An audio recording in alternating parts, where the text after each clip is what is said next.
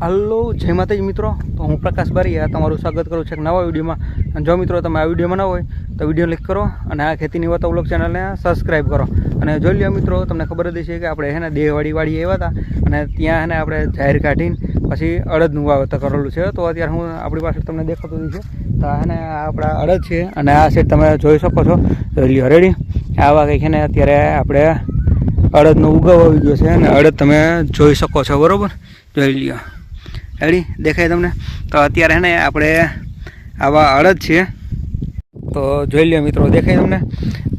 અને આવા કંઈક આપણે અડદનો ઉગાવો છે, તમે જોઈ શકો છો. આ બિયારણ ગયું છે. પછી આમાં વાવેતરમાં છે ને મિત્રો આપણે 20-20 અને 20-20-0-13 અને DAP તે બંને ખાતર આપણે વાવવામાં નાખ્યા હતા.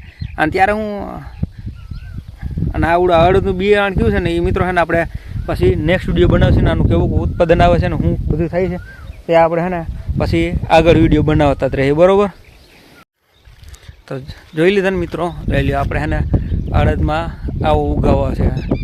રેડી, તમે જોઈ શકો છો. આખા ખેતરમાં એક ગોતથી અત્યારે